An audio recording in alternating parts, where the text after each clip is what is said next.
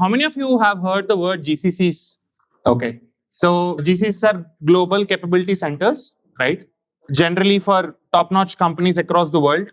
From the ones that you know, McDonald's is one of the GCC that set up their tech centers in India. So these companies who work across the world, they set up their tech centers in India to develop the tech that's required for their day-to-day operations and scalable systems. Right, London Stock Exchange Group is one of them, and right now GCCs at least is a very big buzzword in India. Right, we are somewhere close to 1,700 GCCs in India right now.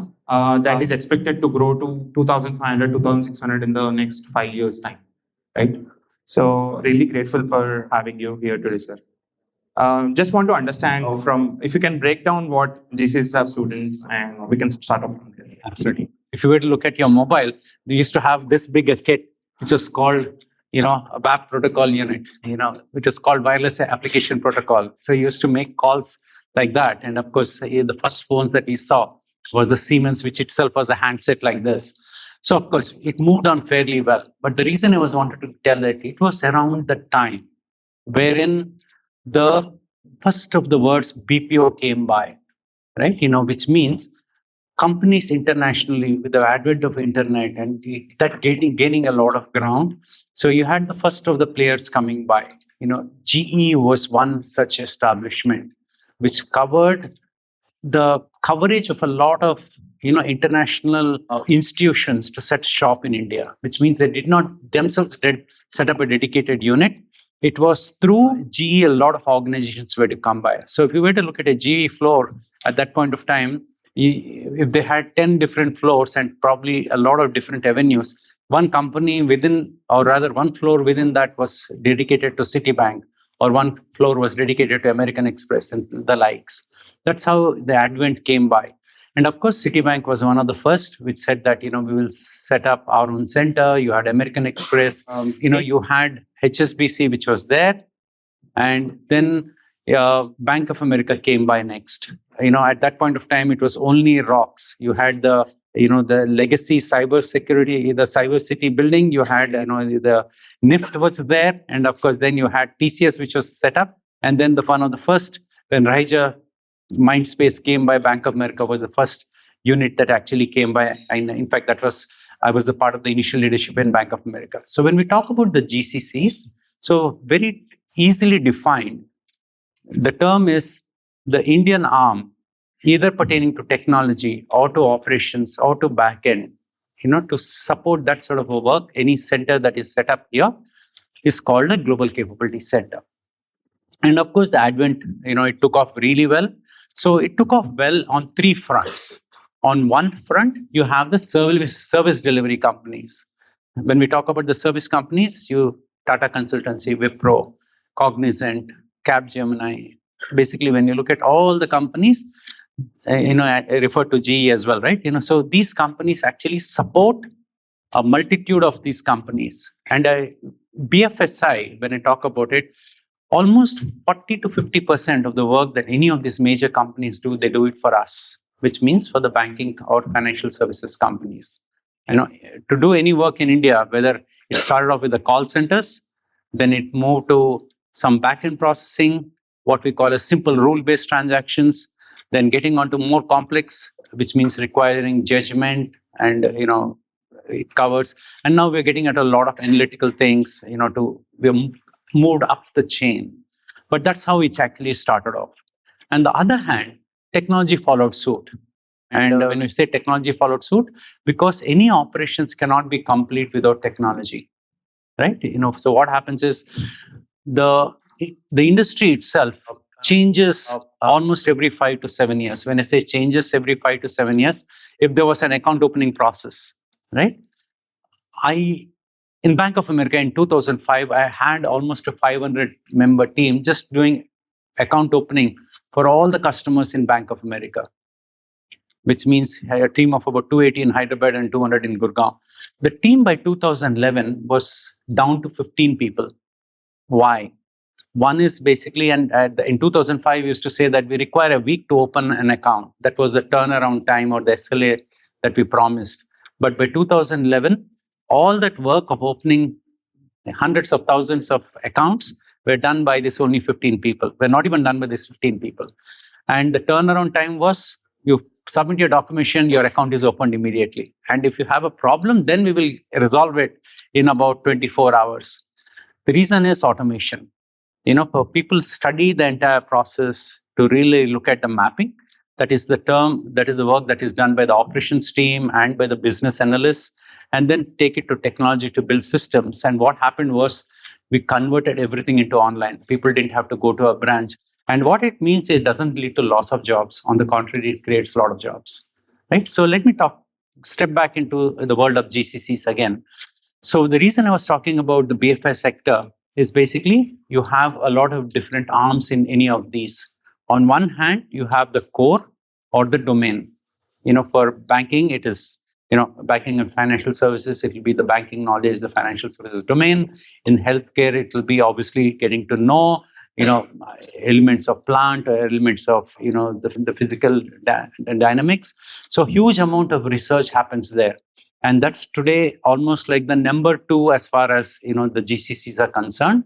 For example, if I were to give you an analogy in Hyderabad, you have Novartis, which used to be the big player for a long, long time. But I think it has received a major thrust in the last 5 years. Companies like Bristol Myers, which has been set up. You have Amgen, which is set up. Huge organizations. So you get to see the GCCs on the other front. For example, when you look at the likes of an Apple or a Google, right? Even there are GCCs. And then, of course, you can even talk about the manufacturing companies, right? The car companies. But traditionally, they've always been there. And that's the reason we may, count it as a GCC or not necessarily, because I'm ruling out most of the manufacturing companies out of the GCCs for now. They're technically GCCs, but they've been there, since many, many years in the consumer durable lines, in the automobile lines, or in the manufacturing, So you have seen those sectors. But here I'm talking about predominantly IT and business operations, right? Rightly pointed out, we have crossed the 1800 mark as far as the GCCs are concerned. Okay, so every year, in 2024, we added on 120 GCCs. Of course, and we want to now expand not in a simple interest way, but the more in the compounded way. So expecting by 2030 that, the next year when we look at it, instead of 120, there'll be 200 companies, and after that, it'll be 220 companies. Then you do your math, right? So the idea is to get on to almost about 2,900 to 3,000 GCCs by the end of 2030. As far as the turnover is concerned, India is a market leader for the GCCs. That's really, really, something to be really proud of. Globally, India has 55% of the GCCs worldwide that are set up. So we are almost number one, not almost, we are number one by a long, long margin. And of course, when you look at China, their GCCs are all pertaining to supporting China as a country. It's not so much globally. So you will have a lot of destinations, so what we call as nearshore locations. When we talk about the nearshore, India is an offshore location. Then you have nearshore locations which are predominantly in the US and around the US, and of course in Europe. So those would be the nearshore locations. And of course in Europe, you have countries like Poland, where you have Krakow as a very, very popular destinations. Germany, wherein the new GCCs are also coming up, but the volumes are relatively lower. And within, when you look at the turnover per se, as of now, India's turnover pertaining to the GCCs is 65 billion. This number by, when we become 3,000 GCCs by 2030, that number will be 100 billion. So when you can look at the growth, so when we talk about India getting on, leapfrogging from number 4 to number 3 in terms of the GDP, of course, this industry plays a vital role. And it's a good time to be in India for all of you, because in terms of the number of opportunities, are huge. Believe me, and when I say huge, when we look at the advent of the GCCs, right? For example, even when I began my career after my airlines into this thing, it was all about call centers. So my timings were, what you guys are probably like in terms of sleeping at 3:30 in the morning and waking up at, 2 o'clock in the afternoon and saying good morning at 5:30 in the evening and getting on to work. So basically, because it was when you're supporting the US markets from a call center standpoint, that was a painful life that we led in terms of the night work that we do, right? Reconciliations was a simple process. But then we very, very quickly moved on to the value chain of doing much more complex work. Much more complex work was, if you have to even sanction loans of billions of dollars, The team here used to do it, collect the documentation, do the financial spreading, take on to the ratio analysis, getting onto the underwriting, almost like making the decisions. And once it takes place, working on the entire loan administration. I'm just talking about the credit life cycle here. So like that, we started doing the life cycles of a lot of different areas of banking. So we became more complete, which means not only the entry level work, but also the more complex work. And that is what you see in the GCCs of today, right? Where you production level support number 3 is basically where you get on to doing some coding and things like that to fix a particular problem. So that was a level. Then, of course, we moved on to development roles much, much before. And another role which I talk about is still, I wouldn't call it basic, but it has to be there, which is the quality engineering, which means once a code is done, you need to be working on the testing, right? Of course, nowadays, when you look at it, the evolution of the last 7-8 years is basically how can you really cut, quality engineering work, which means, can you put up programs which can auto test? It's, whether it's RPA and now getting onto deploying AI there in terms of, quality engineering, none of you, I'm sure, and it's not a bad job. I want you to get started off with that, but very quickly automate it and move on to saying that, I have automated this process and, how much of a complex testing needs to be done, everything has been put on place. So that's basically the evolution, right? And now today, when you look at it, it is into product development. When we talk about product development, very, very happy that almost 32% of all the roles in GCCs today on the technology front are pertaining to either product development or into, complex application development. So that's the stage we want to get to. I'm sure we are getting onto, exceeding that 32% mark, getting onto the 50% mark, cutting the more of the entry level work and doing onto complex work. Even as the numbers increase, it is not just the numbers, but also from a qualitative standpoint, right? So that's where, the industry is at. And, especially when we talk about Hyderabad, we host a lot of new GCCs that come in and, of course, try to sell the Hyderabad story, the India story. Because somebody wants to make a decision as to which GCC they want to set up. Initially, they would have identified 3 or places across India will definitely be one. Not just because of the cost. It is no longer because of the cost. It is because of the talent of brilliant people like you. 3 months later, coming back and setting up, a center in Hyderabad. So across the world, Hyderabad is one of the very first choices for setting up a GCC right now. Kudos to people like Rajesh who have done a phenomenal job by setting things up. So he's taken lots of names of companies. I don't know whether you understand the scale of those companies or not. When he talks about Bank of America, it's the world's largest bank. When he talks about all the companies that he had spoken about, it's like he's talking about very, very big companies that are of billions of dollars of worth. And each GCC adding up to any place in India, be it Hyderabad or any place, they just hire thousands and thousands of people. Just to understand what's the scale of headcount you're looking at, say, 5 years down the line at LSEG. And what really happens is when the new GCCs come up, they come with a little bit of a perspective. Let me also talk about the life cycle of the GCC, right? Initially, I was talking about saying that, when we want to set up a GCC, they send in a high-level delegation. It could be the head of procurement, head of HR, maybe head of technology or head of operations who come in to really do a scouting. And that's where we present the right perspective. And once they take a decision saying that, we were going to be setting up a technology center here, like London Stock Exchange did, or they'll say that we'll want to set up operations, or they can say we will set up both. When the financial crisis happened, they moved out of the country, 2009. And of course, what they did was entire work that they had, they outsourced it to Cognizant and to Wipro. They moved out of the country. When they wanted to come back, yes, they set up a technology center in Pune. When they hired me in about 2017 or 2018 to say that, we want to set up operations back in Hyderabad and wanted me to join. So my office was in Cognizant. And initially, I was just tasked with hiring 100 people. So what we did was we took a floor back from Cognizant and built a UBS office. It was like an embassy office, within a Cognizant office. So once we did that, we hired 100 people, did extremely well in about 3 to 6 months. Not only were we able to train everybody, but also demonstrate BAU, quality, good productivity, and also huge financial saves. The minute we did that, the mandate was said, go ahead. The mandate was go ahead, and we immediately set up a center for almost about 2,500 people. That was, I'm talking about the story from 2018 2018 to 2021, wherein you had a GCC set up with 3,000 people.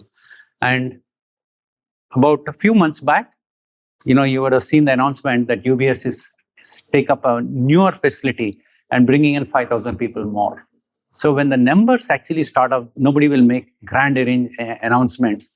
Even for London Stock Exchange, they said that we'll start off with 1,000 people. We are reaching there. We've already taken up additional space, which can accommodate another 1,000 people. And I'm hoping that we will become 2,000 people in Hyderabad by end of next year. Of course, we have a center in Bangalore with 7,000 people. But very soon, what will happen is it will become so big. And then what happens is, some of the companies will say, you've become so big, India is becoming a concentration risk, like, how Bank of America did. We grew very, very fast from 0 to over 22,000 people, where they said, no, hold on. And we said, we'll put a cap, no more in India and things like that. Yeah, but looking at, all the factors, today Bank of America has crossed about 30,000, 35,000 people with multiple centers, right? For example, you have one in Hyderabad, you have one in Gurgaon, one in Chennai, in Mumbai, and in the gift city. So what happens is, one concept is down to the GCCs. Second is which city they're going to be setting up. And believe me, Hyderabad, like I said, has become a magnet. 33% of all IT jobs that are coming into the country are coming into Hyderabad. 33% has been going to Bangalore traditionally, but Hyderabad has now caught up in terms of the number of IT jobs that are coming in. Secondly, Hyderabad has now become the hot favorite over the last, I would say, 5-7 years for the GCCs. It was always a favorite since 2005. As a result of which, today we are fast catching up. I think last year we had 16% of the GCCs which were set up in Hyderabad. That number is inching towards 20%. And out of the 120 GCCs that I'm talking about, almost 30 to 35 are coming in Hyderabad. So across all my neighbors in the capital and building, you have very, very varied. You have London Stock Exchange, which is a financial services company. You have Warner Bros. For those in the media, and you have Bristol Myers. So, and on the other hand, you have BFSI Global, which is into embedded, design. So you have a multitude of GCCs that are coming in and expanding the scope. Now, this entire story of GCCs and BFSI, how can you actually get in there? Right? So, of course, one of the route is through, the campus recruitment, through a lot of different institutions. That is where we actually go in. The second element is, do you have the skills that are really required by the, institutions, by the corporate companies? What happens is, I've done my engineering. I studied almost 46 subjects, and I'm sure you're no different. You'll be studying that many subjects. But when you get into the corporates, we say that, okay, great, you learned thermodynamics, or you're, done your circuits. Yeah, when you're doing your computer science engineering, you're good for Dell, you're good for Texas Instruments. But, for do IT jobs, you don't require engineering, right? To do programming, you don't require engineering. One of the things that you do engineering is because US recognizes 16 years, and if you have to get to US, you need to have, a 16 years study curriculum. That's a major difference between engineering and non-engineering programs. I'm talking about if you want to get into programming, and most of the IT jobs that are being offered. I'm not talking about getting into embedded chip designing or getting onto, companies like Texas Instruments and the like. But for example, for you to get into Infosys or a Wipro, to you to get into Bank of America or JP Morgan or Wells Fargo, don't require necessarily engineering, but you require those key skills. For example, believe me, in 2011, I came back so excited because that was my first brush with leading a technology team. And we were doing a lot of cons, applications. So we went across saying that anybody, in the family circles, friend cycles, if done on Python, I'm going to take them experience or no experience, jobs are available. Like that, you want to look at it. So few things, even now, when you look at, some of the key skills, of course, Java is there anywhere, for you to have certain combination of skills, Python or Snowflake, getting onto Microsoft Azure plus AWS with the cloud engineering that are coming up. These, I'm sure some other organizations will have some very specific skill sets. So those are, some of the programs that you have to be really adept with from a technology standpoint. And now, let me comment on BFSI and healthcare, because they generally take about 55 to 60% of all GCC jobs. And even when you're in the IT sector. We've been recruiting a lot of engineers, 15 years in my company. When I say my company, whether in UBS, Bank of America, and now in London Stock Exchange, or even I can talk about some of the companies that I'm exposed to, like State Street, HSBC. They come into the door, proficient engineers. If I were to ask them, what is a derivative? What's a swap? What's a future option? They will blink. So when I say they will blink, and of course, their definition of uh, whatever will go by the terminology, but they don't go with the technical terminology, which means that you're doing, all your studies and you're getting into a banking industry, you're getting in the financial services sector, and you don't understand the domain, you don't understand the why of what you're doing. So to do that, it's extremely important for you to build in certain element of domain. Okay? If you're into healthcare, definitely invest in healthcare. That will make you more potent. If you're in the banking and financial services sector, which I'm talking about 40 to 45% of the jobs, and I can see maybe 40% of you may be landing in that area, or 50% of you will be landing in that area. Extremely important for you to understand the domain, which means I'm not asking you to go back and get yourself a degree in economics and finance, but certain industry programs, certain terminologies. Because even when we look at normal operations, I don't go and recruit somebody for banking. We go and recruit people for some very, very specific processes. We recruit people for anti-money laundering. We recruit people for reconciliations. We recruit people for credit. We recruit people for unsecured loans, right? We recruit people for market operations on foreign exchange. So those are the elements that you need to add to your repertoire. The third piece, in terms of a behavioral element, of course, I'm thinking that this generation is a lot more different. For example, I'm seeing it in terms of parenting, two kids who were 10 years apart. The idea was when we grew up, it was you cannot talk back because it is considered disrespectful. So we used to keep your thoughts for ourselves, and somehow in a moment of hesitancy, we used to go and ask. So, but today, what's happening is, of course, a lot of generations apart. Today, people are very, very confident. Some of the soft skills that you need to have is, of course, we're talking about communication, which plays a major, major role. Communication, both in terms of the written and the spoken word, but being assertive, right? Having a clear head, to really speak out your mind is extremely important. And that's a skill that is lacking in corporate India even today. And the people who are making it because they have the confidence and they're able to influence. And as you are getting into the corporate world, one of your key things will be to really communicate, not just to be understood, but communicate to influence. So those are some essential soft skills. Change management, right? For example, when we were recruiting a lot of grads, what happens is if I were to say, no, when we're looking at banking processes in one particular area alone, I will have about 30 processes. And I will say that you're recruited for process. After 3 months or 6 months, I'll say that you're moving into process 2. He will have all the attributes in the world. Have I been sabotaged? My career has come to a finish. So there is a lot of panic and uncertainty about it. Believe me, all of you, when you step in, you'll not be doing the same job that you have started off with. You'll be changing multiple jobs. And if you're doing the same thing that you were doing in 5 years, what you started off with, then, you're at a dead end, which means you should be doing multiple jobs. But where I come to the behavioral element is change is a way of life. Change management for yourself, change management for the organizations or its systems. That becomes extremely important. So those are some element of behavioral element in terms of assertive, look at your communication, look at your, ability to deal with ambiguity, because once you get out of, college, nothing is a prescribed rule, right? It is all, a lot of multiple factors coming in. It's how you deal in a matrix that becomes extremely important. So the idea is those sort of life skills. The idea is not to be bogged down with something that has come by. And even if there is something that adverse has come by, it will lead into an opportunity for something better. So the idea is most of the time it's your reaction more than what's happened to you. So those are some key, I would say, call it life skills, call it competencies. Those are certain things that you need to be building. So if I were to ask you 3 elements, be strong in the domain. Of course, what you're doing in terms of engineering, by no means I'm saying your subjects are not important, because those are the things that will help you be analytical. Will give you a very, very strong foundation to do anything.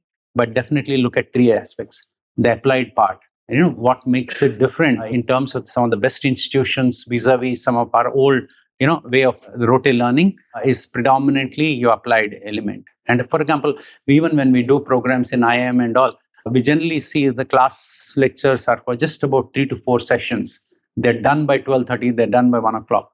But we find all of them going across to the libraries and working on the assignments that they need to submit either the next day or the next week. And all that is application. So the idea is to really look at, how you apply yourself. That will be the key element. And keep these 3 things in mind. Of course, one is, the domain or the technology that you select. Get on to being hands-on, some of the, elements that I mentioned. Second is basically, if you're getting into a particular space, and like I said, I'm harping on BFSI not only because I belong there, because I know 50% of you may belong there, right? To really get on to understanding those elements. Of course, today there are a lot of industry forums that enable you to get there. And the third element is your competencies. The idea is, constant element of self-evaluation all the time. Your day in college should begin with the evaluation as to how my day went.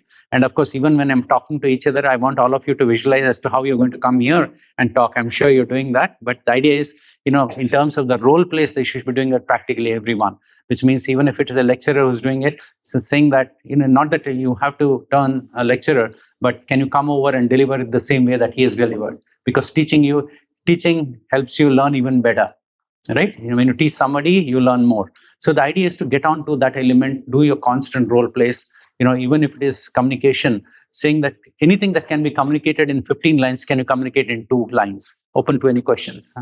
Thank you so much for giving us a perspective of what GCCs are. And I think he gave you a full-fledged blueprint on how the next 4 years should be. I think you're the one of the very first persons who has told them, question the status quo how much ever possible. Because on contrary to what I have heard from many leaders, they are like Gen Z everywhere questions things, they're adamant. But I also feel that as long as people are assertive and they question the status quo, they can do wonders. And the greatest first principles thinkers that we see across the world, they question the status quo and they be assertive. As simple as that. So thank you so much for telling about GCCs. I just want to understand, for if you can help them get a gist of how your life transition. You told that in India everyone has to do an engineering before they become something, right? How it has transitioned from being a engineer and then moving on to become COO for one of the very big giants across the world. Like I said, while we did have, engineering colleges here, I did my engineering from Bangalore. And of course, we used to have the yearly scheme. And there was very, very rarely who used to clear all the subjects across. So you always used to have backlogs, and there were very, very few who could pass out, engineering in about 4 years' time. One, it was, like I said, that was, and of course, some of our friends in Chaitanya Bharati and all used to score much, much more. But it was a difficulty there. But few things, basically at this point of time, what helped me at that, I was always thinking that I was not thinking I was good at math. But the idea is, it was about, because you are good, when you stay in hostels, people come around. The idea is you spend more time in terms of teaching maths, helping people. And then what happens is your preparation is taken care of. And that applies for a lot of other subjects. Like, of course, I did my industrial production engineering, which had a lot of management into it, like operations research, probability and statistics, production engineering. So I was almost getting on to the management level. So it was very natural for me to say that instead of doing an MBA, let me do my MBA. And of course, when I took out MBA, I wanted now to change my forte into saying that marketing.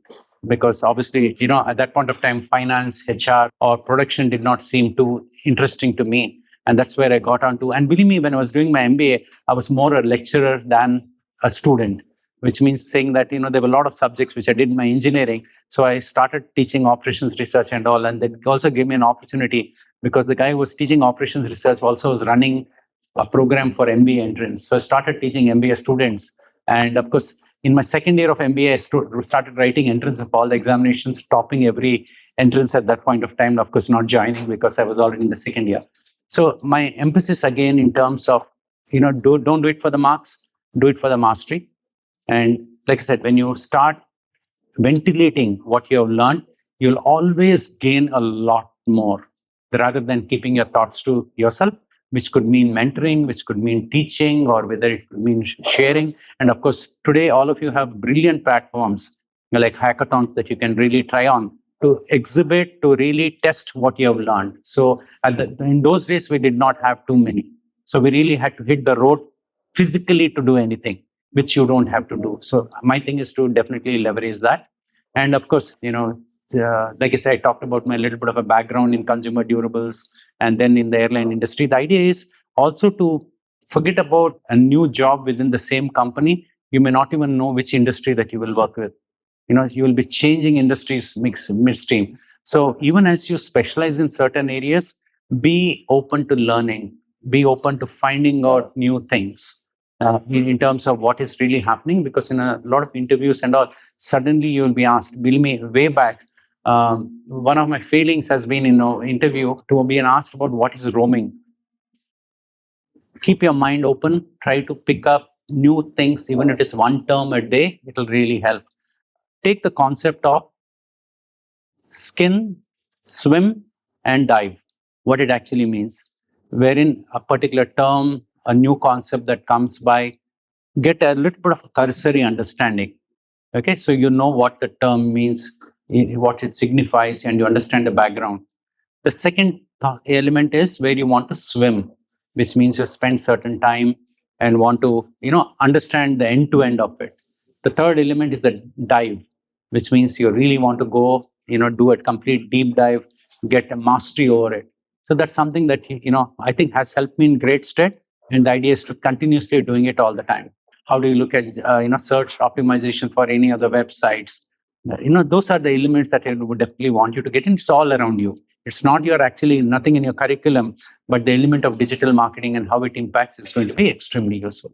So the idea is, I was talking about this evaluation on a day-to-day basis. You improve yourself 1% every day. You know the formula, right? 1.01 into 3 to the power of 365 degrees. You become 37 times better by the end of the year. So make it count on an ongoing basis. So that's another element. And one thing is there. Any assignment, anything that you do, get the resolve in. Saying that you start with a resolve, saying that I'm going to be the best here. If I'm studying, I'm going to be the best. If I'm going into a campus interview, saying that this job is meant for me, nobody else. So the idea is to really get that resolve and start working towards it. Okay, so that's a little bit of I wouldn't want to go too much into my career, but exactly, and to look at opportunities. Don't be scared by coming in. Let's thank him for